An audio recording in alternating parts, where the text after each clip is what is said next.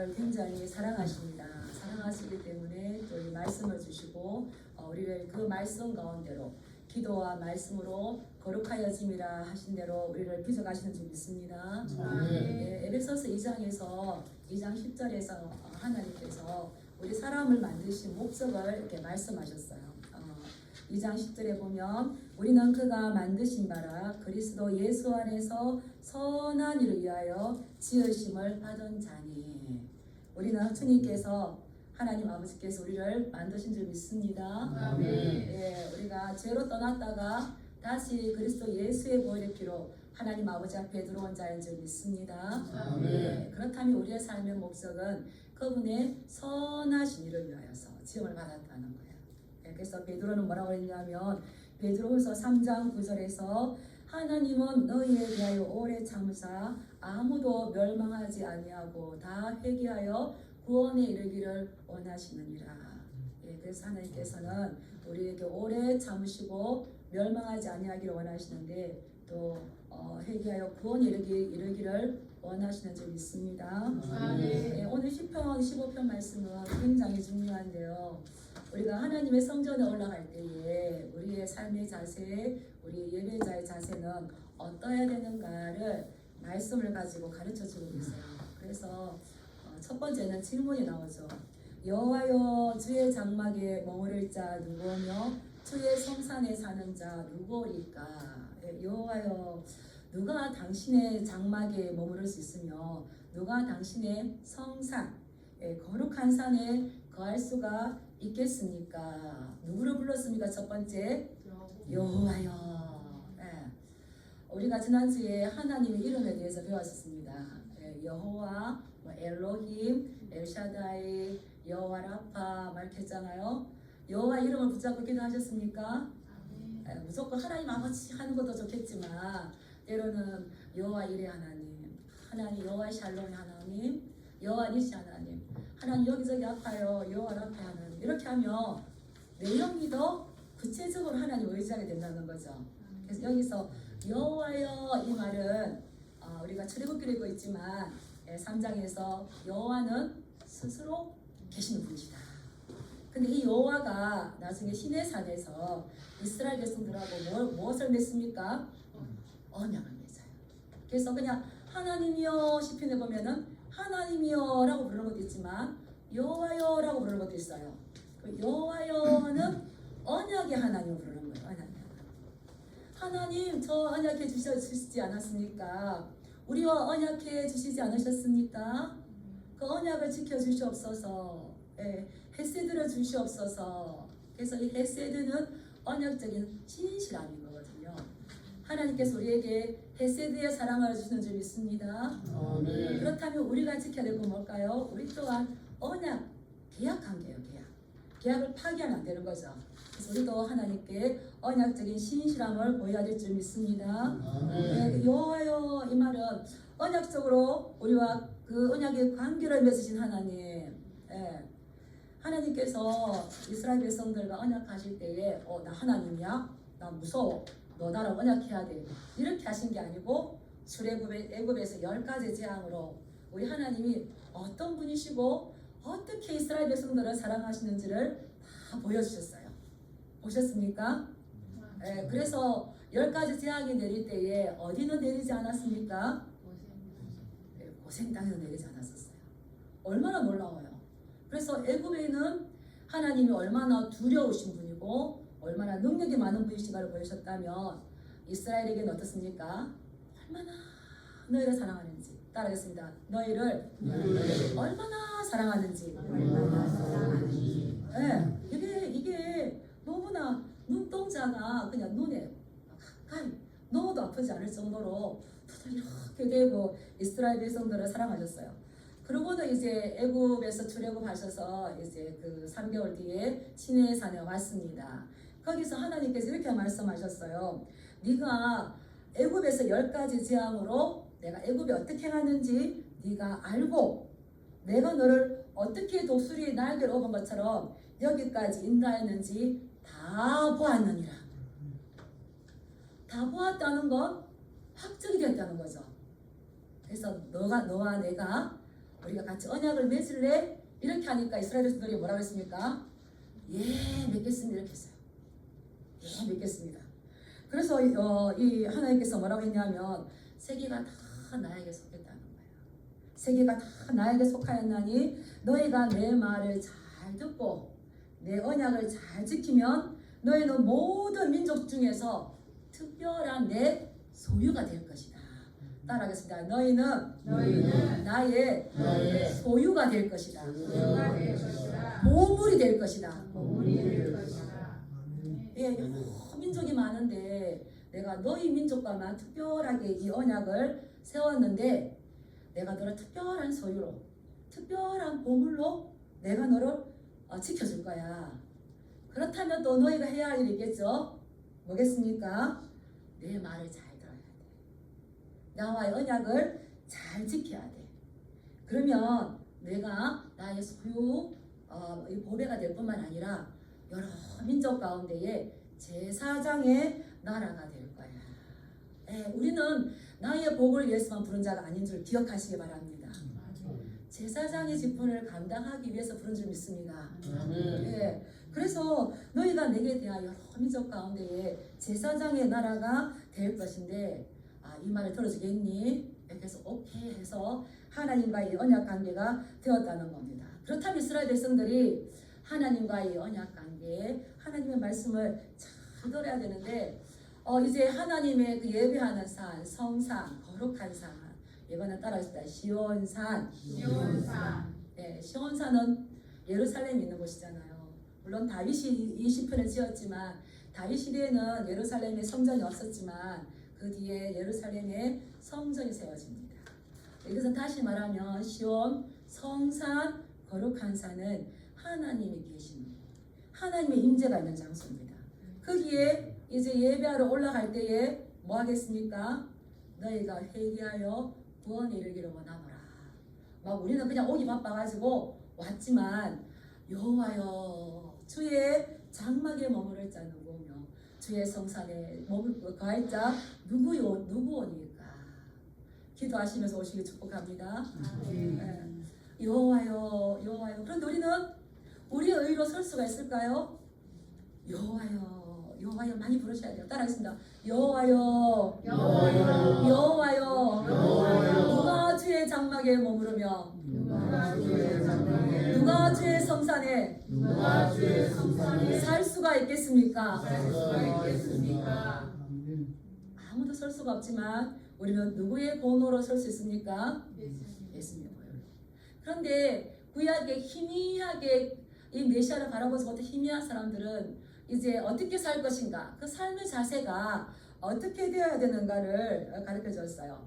우리 2절 말씀 한번 읽어보겠습니다. 시작. 정직하게 행하며 공의를 실천하며 그의 마음에 진실을 말하며. 아멘.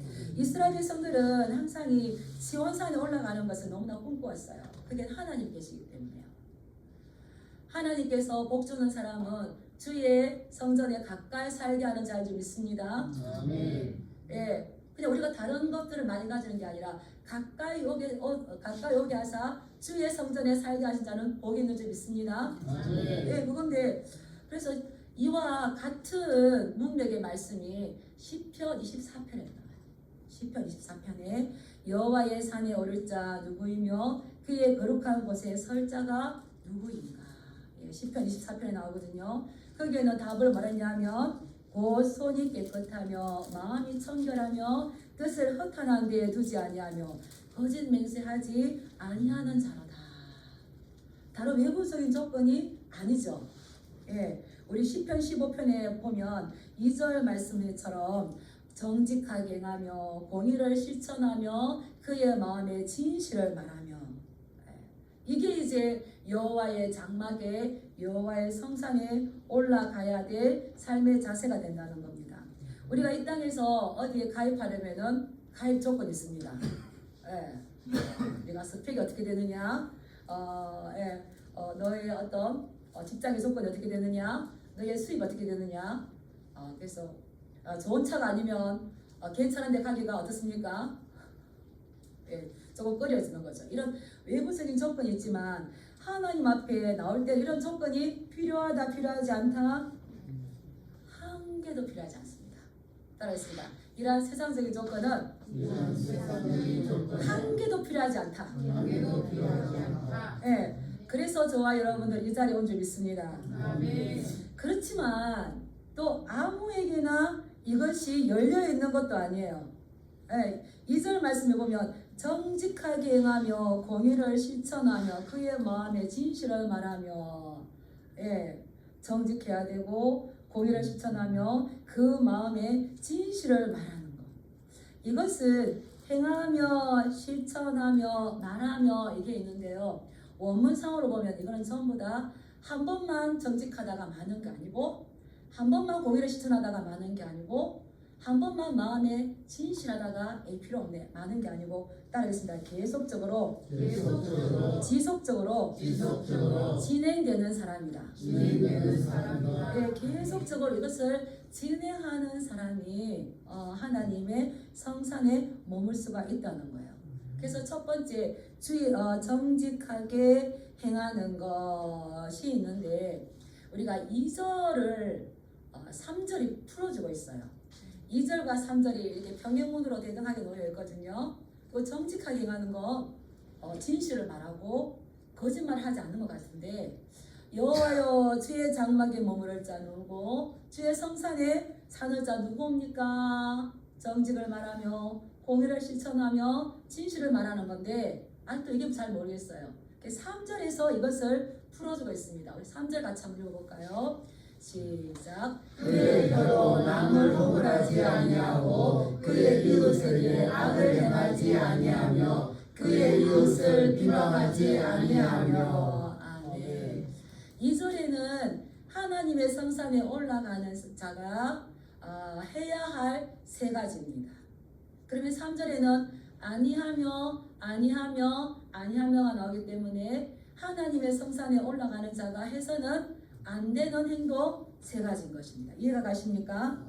그래서 첫 번째 이제 세 개, 예, 따라하겠습니다. 정직하게 행하며 공의를 실천하며 진실을 말하며 이 세 개를 3절에서는 그의 혀로 남을 허물하지 아니하고, 예, 이해가 가십니까? 세 개씩 대답을 했다는 겁니다.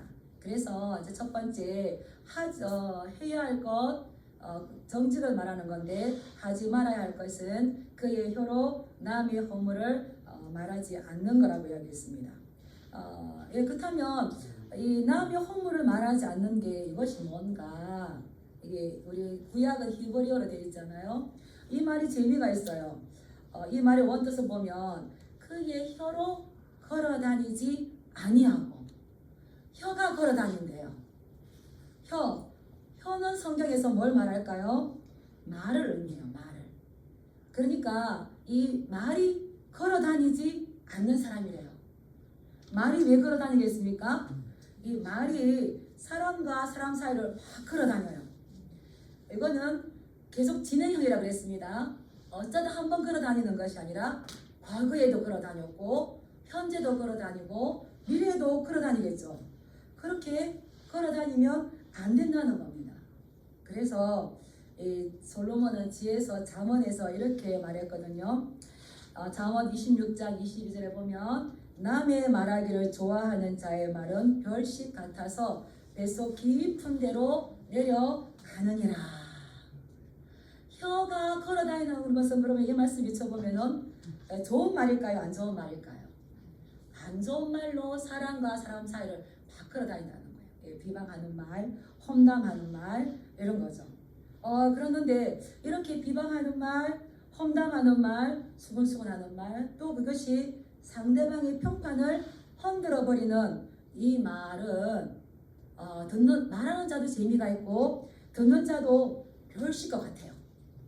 별식처럼 아주 달콤하고 맛이 있대요.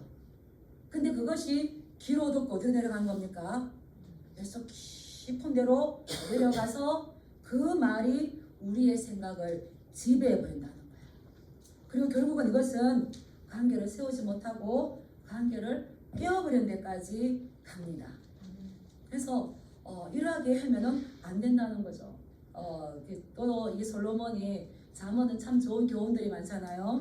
잠언 14장 23절에 보면 이렇게 말씀하셨어요. 모든 수고에는 이익이 있어도 입술의 말은 궁핍을 이룰 뿐이니라. 모든 수고에는 거기에 대한 대가가 있는 줄 믿습니다. 예, 이익이 있는 줄 믿습니다. 그런데 이런 입술의 이러한 말들은 이익이 있는 것이 아니라 궁핍만 이룰 뿐이라 라고 말했어요. 그래서 우리가 하나님의 장막에, 하나님의 성산에 이럴 자들은 정직하게 행하는데, 정직하게 행하는 것이 뭐라고요? 따라했습니다. 자기의 혀로 사람들 사이를 걸어다니지 않는다. 이 말은 뭐 따라하겠습니다. 입술의 절제가 있는 사람이다. 예, 입술의 절제를 잘하여서 공동체에 쓰임받는 저와 여러분들 되시길 주님의 이름으로 축복합니다. 예, 두 번째 주의 장막에 머무르는 사람의 특징은 두 번째 뭐가 있습니까? 2절에 공의를 실천하며, 예, 공의를 실천한다. 하나님의 공의는 굉장히 중요합니다. 예, 공의를 정의같이 흘러게 하라 이렇게 말씀하셨잖아요. 하수같이 흐르게 하라. 이 공의가 뭔가, 공의가 좀 거대한 것이 아니라 공의, 이제 이건 히브리어 말인데 이거 정도 하나는 이제 알아두시는 게 좋아요. 공의를 히브리어 말로 뭐라고 했냐면 따라서 체데카, 같은 말이에요. 체데카라고 다니는 분들 계시고 제데카라고도 하는 분이 계십니다. 예, 하나님의 의를 이루는 건데 이것의 본래 뜻은 하나님과의 올바른 관계예요. 예, 너희의 공의, 너희의 정의를 물같이 쏟아라. 이 말은 이스라엘 백성들이 하나님의 공의를 지키지 않았다는 거죠. 그 말인즉슨 이스라엘 백성과 하나님과의 관계가 올바르게 되지 못했다는 거예요.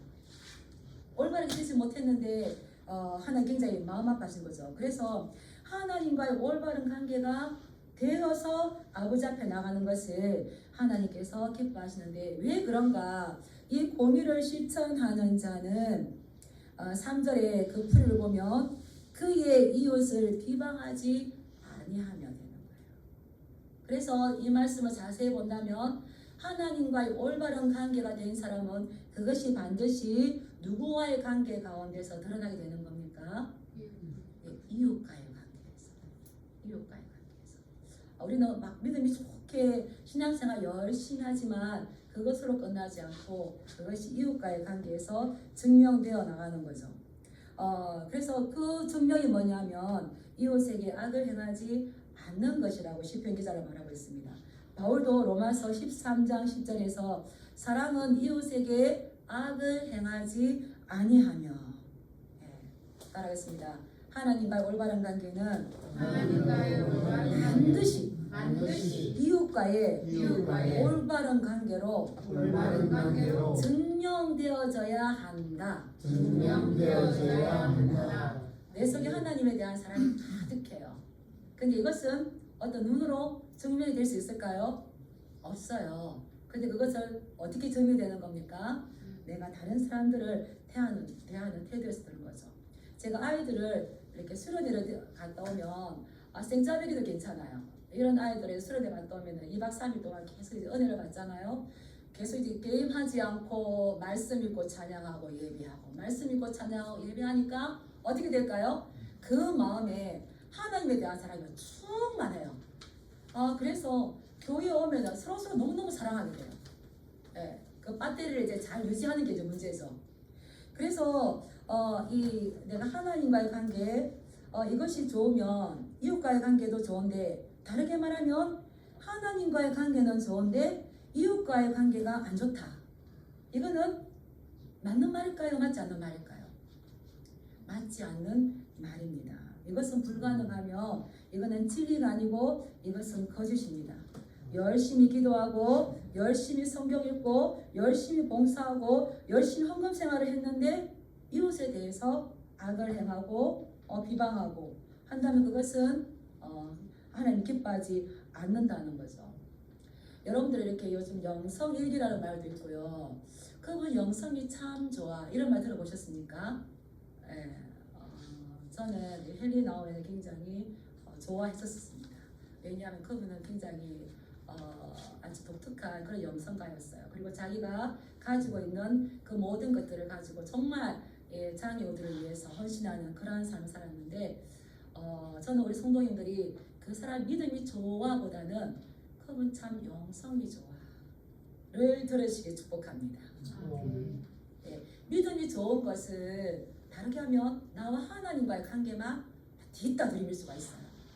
근데 영성이 좋은 건 나와 하나님과의 관계를 이웃과 어떻게 펼쳐서 가는가. 구약으로 말하면 이게 뭐겠습니까?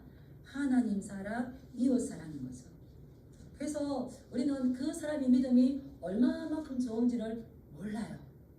그래서 존경할 수가 없지만 제가 헨리 나우엔을 존경하는 건 그분은 하버드대 교수직을 내려놓고 상처 입은 치유자라는 이 책을 쓰기까지 정말 장애자들을 향하여서 라즈니시 공동체로 가서 정말 퍽 맞으면서 그들을 예수님처럼 섬겼다는 겁니다. 따라하겠습니다. 하나님의 사랑은 하나님과의 관계에서 머물지 않고 반드시 이웃과의 관계로 증명되어져야 합니다. 네, 그렇다면 그 사람 이웃과의 관계가 좋으면 다르게 말하면 누구와의 관계도 좋습니까? 하나님과의 그 관계도 좋아지는 거죠. 그래서 주여 누가 주의 장막에 머무르며 누가 주의 성산에 살아갈 수가 있겠습니까? 정직하게 말하며 공의를 실천하며 그의 마음의 진실을 말하는 자인데 우리 이렇게 행할 수가 있을까요? 없을까요? 네, 행할 수가 없는데 이것을 행하신 분이 누구십니까? 우리 예수님께서 행하셨기 때문에 오늘 이 시간에도 우리는 그분이 만드신 바라 예수 그리스도 안에서 선한 일을 위해서 만들었기 때문에 우리는 그분의 피를 의지하여서 이 시간에 나온 줄 믿습니다. 네, 세 번째 우리는 올라갈 자들이 진실을 말하는 자들인 것입니다. 주여 진실하게 하소서. 오늘 하루 순간을 주가 주신 진실하기 원하네. 주여 나를 진실하게 하소서. 우리 어릴 때 많이 부르잖아요. 어릴 때 또 교회 안 다니신 분들은 잘 모르는데 왜 그럴까요? 진실하게 살고 싶은데 이게 진실해지지가 않아요. 이 마음의 진실. 그래서 이 진실을 행하는 자인데 그 진실은 뭔가? 또 이 세 번째 나왔어요. 세 번째 3절에 보면 따라하겠습니다. 그의 이웃을 비방하지 아니하며. 네, 여기 이웃이라고 나왔는데 이웃은 나에게서 가장 가까운 사람입니다. 나에게서 가장 가까운 사람이 뭘까요? 네, 부부관계. 네, 내 이웃을 사랑하라. 누굽니까? 네, 부부. 아내는 남편은 아내. 예, 그리고 자녀와의 관계도 되겠고 공동체 안에서 지체와의 관계가 되는 거겠죠. 우리는 예수 그리스도의 보혈로 하나님의 공동체 안에 들어온 한 가족인 줄 믿습니다. 바울이 그래서 우리를 권속이라고 그랬어요. 그래서 우리는 정말 이 땅에 살 때에 사랑하기에도 부족한 시간들이에요. 이 시간들을 서로 비방하거나 서로 험담하거나 이런 것이 아니라 이것을 없애고 서로 살려내고 세워주는 관계가 되면 얼마나 좋겠습니까? 예, 하나님의 성산에 올라갈 자들은 진실하게 말하는 건데 그 진실은 거짓말하지 않고 참말을 하는 것도 되겠지만 가까운 사람들을 비난하거나 비방하지 않는 것이라고 이 성경은 말씀하고 있습니다. 이렇게 보면 우리가 하나님의 장막에 들어갈 때에 하나님의 성소에 들어갈 때에 어떤 예배를 잘 드려야 된다. 기도를 잘해야 된다. 헌금을 잘해야 된다. 봉사를 잘해야 된다. 이런 말이 여기에 있습니까? 없습니까? 없습니다. 이렇게 종교적인 어떤 그런 행위를 요구하는 것이 아닙니다. 충격적인 것은. 그런데 뭐겠습니까? 너희가 삶을 어떻게 살아가고 있는가? 너희의 삶의 열매가 어떻게 나오고 있는가 보는 거죠. 그래서 우리는 하나님 앞에 예배를 잘 드리는 거, 또 기도를 열심히 하는 거, 말씀의 지식을 아는 거, 헌금하는 거, 전도하는 거 이런 종교적인 행위가 중요하겠지만 그러나 그보다 더 중요한 건 따라하겠습니다. 내가 삶의 내용을 무엇으로 살아내는가? 어떠한 삶의 열매를 맺는가? 예, 지난주에 이렇게 설교했습니다. 우리의 계획, 나의 판단 가운데 하나님의 말씀, 하나님이 제외되면 안 된다고 했습니다. 우리는 교회에서 기도할 때 하나님의 계획에 들어가기를 원합니다 라고 기도할 뿐만 아니라 우리가 삶으로 돌아가서 나의 계획, 나의 어떤 꿈, 나의 어떤 해야 할 일들 가운데에 첫 번째로 누구를 둬야 되는 겁니까? 하나님을 두셔야 되는 거예요. 하나님을 두시길 축복합니다. 그래서 우리는 많은 이런 어떤 행위, 종교적인 모습들 그것이 아니라 주님께서는 삶의 열매를 더 중요하게 바라보신다는 것을 기억하시고 우리의 이 모습들이 삶으로 증명되어지는 그러한 삶에 초점을 맞추셔서 하나님의 크신 은혜 가운데 들어가시길 주님의 이름으로 축복합니다. 예, 그 다음 4절을 보겠습니다. 어떠한 자를 하나님께서 보시는지 4절 읽겠습니다. 시작. 그의 눈은 망명된 자를 멸시하며 여호와를 두려워하는 자들을 존대하며 그의 마음에 서원한 것은 해로울지라도 변하지 아니하며. 이게 이제 여기가 전체적으로 보면 10가지가 나와요. 10가지. 그래서 어떤 분은 성소에 올라가는 10계명 이렇게 지었더라고요. 우리 6개가 끝나고 7번째 그의 눈은 망령된 자를 멸시하고 여호와를 두려워하는 자들을 존대하며.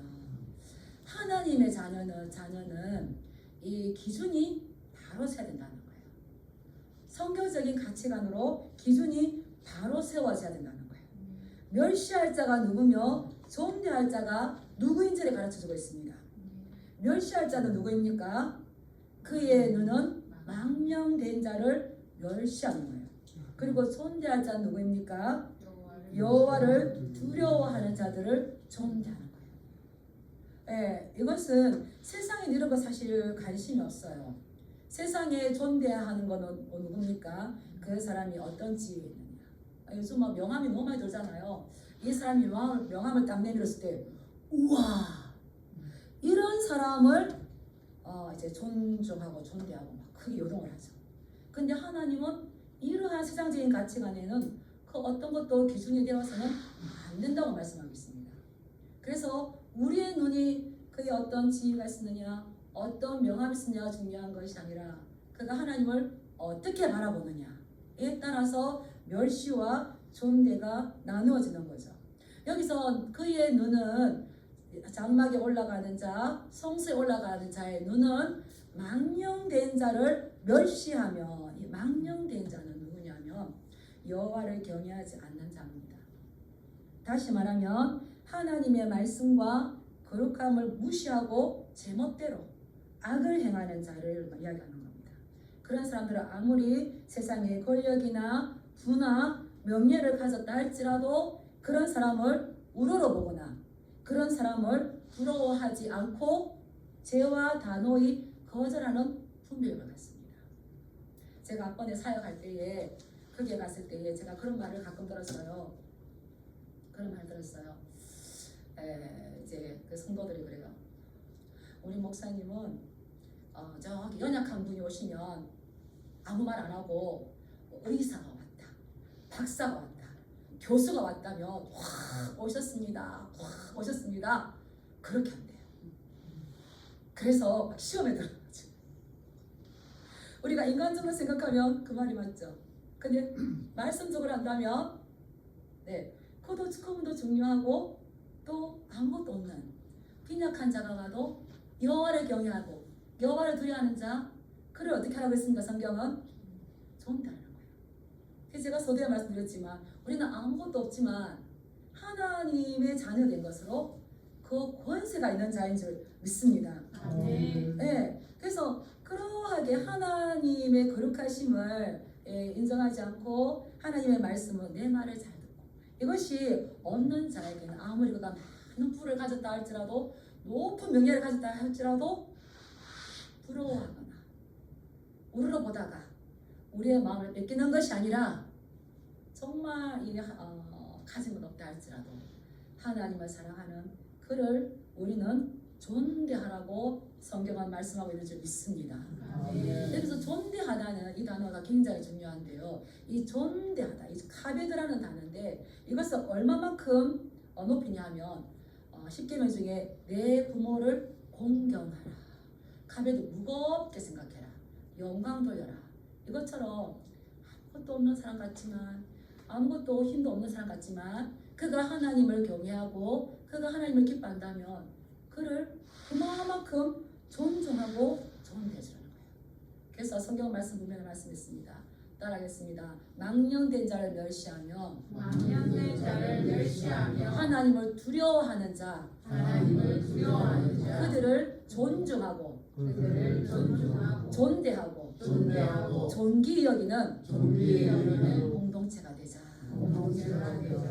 네, 그 다음 또 이제 말씀하셨습니다. 그 다음에 뭐가 있습니까? 서원한 것은 그의 마음에 서원한 것은 해로울지라도 변하지 않으며. 예, 뭐 서원까지는 모르겠지만 또 우리가 마음으로 그의 마음에 하나님 앞에 서원한 것이 있습니다. 이런저런 것들을 서원하죠. 저도 이 자리에 왔던 건 제가 알지 못하고 서원했던 것 때문이에요. 우리는 서원했던 것을 그냥 없는 듯이 여기고 잊어버린다 할지라도 기억이 결코 흐리지 아니하신 우리 주님께서는 어떻게 할까요? 따르겠습니다. 서원을 찾으신다. 저는 깜짝 놀랐어요. 하나님은 추적해 따라오신 분이에요. 예, 제가 잊어먹어도 기억해서 토해질 때까지 추적해요. 제가 한 번씩 말씀드렸잖아요. 부르심 받고도 또 안 오려고 6년 동안 실험을 했어요. 안 오려고. 근데 하나님은 포기할까요? 포기하지 않으실까요? 따라서 자수하여 강명 찾자. 절대 포기하지 않았어요. 절대 포기하지 않았어요. 그런데 마음에 서원을 했어. 근데 이것을 왜 못 지킨다고 그랬어요? 해로우니까. 해로울지라도. 해롭다는 건 뭐예요? 나에게 손해가 있다는 거예요. 내가 하나님 너무 좋아서 주를 위해 살겠습니다. 서원했지만 하려고 보니까 이게 보통이 아니야. 그래서 눈을 지금 감았는데 그 해로울지라도 서원한 것은 어떻게 한다고요? 변하지 아니하며. 혹여나 서원했는데 못 지키는 게 있다면 서원은 물릴 수가 있을까요? 없을까요? 있어요. 네. 값을 치르고 서원을 물리시기 바랍니다. 네. 제가 진양교 오니까 우리 엄마가 내 뱃속에 있을 때 서원을 했는데 무거운 짐이 있어요. 제가 보니까 너무 엄청나게 그래서 제사장한테 값을 치르고 물리라고 그랬는데 내가 제사장으로 물려줄게. 걱정하지 말고 편안하게 생각 이렇게 했어요. 물릴 수 있는 방법은 성경에 나와 있습니다. 찾아보시기 바랍니다. 지키지 못할 서원해가지고 하는 것보다 하나님 회개하시고 하나님 그렇습니다. 이렇게 하는데 그런데 뒤에 보면은요 이런 일을 행하는 자는 영원히 흔들리지 아니하리라 나왔어요. 해로운 것 같아서 서원을 안 할 수도 있겠지만 그 해로움을 알고도 서원을 행했을 때에 하나님께서도 어떻게 하실까요? 따라했어요. 내가 알지 못하는 엄청난 복을 주신다. 나는 이것을 행하며 못 먹을 것 같고 죽을 것 같고 낭떠러지 떨어질 것 같은데 그것은 망구의 땡칠 생각이고 하나님은 해로움을 알면서도 내가 하나님 앞에 한 말이기 때문에 그 말에 대해 책임을 지면 상상도 못한 꿈에도 모르는 일을 계획하시는 줄 믿습니다. 저는 그것을 조금 경험했어요. 우리 모두가 다 경험하시기 축복합니다. 그렇게 행하는 자는 맨 뒤에 보셔야 돼요. 맨 뒤에 이런 일을 행하는 자는 영원히 흔들리지 아니하리라. 그 복을 누리시기 축복합니다.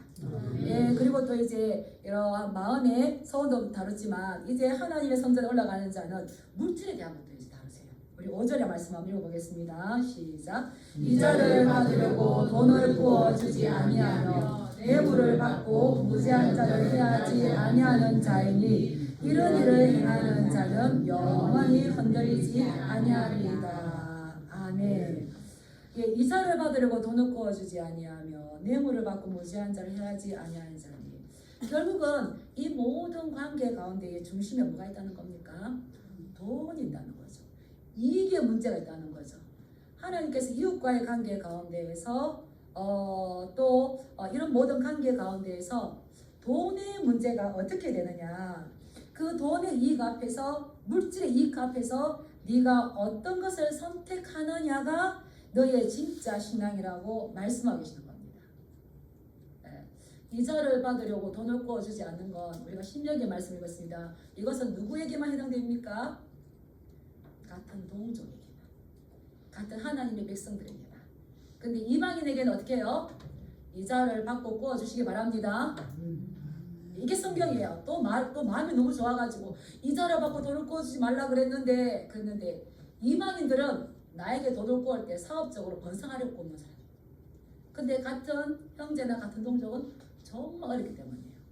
정말 어렵기 때문에 돈을 구웠는데 이자를 내다가 더 힘들어. 그렇게 하라 하지 마라. 하지 말라. 뇌물을 받고 재판장이 뇌물을 안 주니까 올바른 재판을 안 해줘요. 근데 재판장에게 뇌물 받고 무죄한 자를 죄 있다고 하지 말라는 거죠. 예, 그래서 불의한 재판관 예수님께서 말씀하셨잖아요.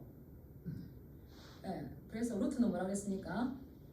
회개하는데 진정한 회개는 재밌어요. 따라서 지갑이 회개야. 진정한 회개다. 예, 지갑 속에 뭐가 있습니까? 돈이 있기 때문인 거죠. 예. 이러하게 하나님의 예배자로 나가면서 우리의 자세가 정직하게 말하며 고기를 시천하며 그 마음에 진실하게 하기 위해서 1, 2, 3, 4 이것을 행하려고 하는 이러한 자는 어떻다고 그랬습니까? 예, 바람에 나는 겨와 같이 훅 날아가는 것이 아니고 하나님께서 그가 어려운 일들이 온다 할지라도 낙심한 일이 온다 할지라도 하나님께서 그를 견고하게 붙들어주기 때문에 뿌리를 깊이 내리고 영원히 흔들리지 않는 보장을 주신다고 약속의 말씀을 주셨습니다. 오히려 흔들리고 힘들수록 어떻습니까? 뿌리를 더 깊이 내리는 믿음의 사람들이 되는 거있죠. 예, 오늘 우리 말씀은 여호와의 장막에 거할 자, 여호와의 성산에 머물 자가 누구입니까? 라고 우리에게 질문하고 있습니다. 우리는 이 말씀을 읽을 때 하나님 저는 이렇게 할 수가 없습니다 라고 낙심할 수가 있겠지만 그러나 낙심할 필요 없습니다. 감사하게도 우리에게는 이러한 정직과 공의로 골고다 언덕을 오르신 단 한 분 예수 그리스도가 계시기 때문입니다. 오늘 우리는 그 피로 의지해서 성소의 담당에 나오는 것처럼 이제는 우리가 그 자격 조건을 얻기 위해서 이것을 행하는 것이 아니라 그 구원받은 은혜가 너무 감격하여서 이러한 모습은 자연스럽게 우리 가운데에서 은혜의 열매로 드러나야 될 줄 믿습니다. 이러한 자가 성산에 오르는 것처럼 이러한 자도 하나님께서 마지막 때에 새하늘과 새 땅으로 초청해 줄 줄 믿습니다. 이러한 믿음으로 충만하시길 주님의 이름으로 축복합니다. 네, 기도하겠습니다.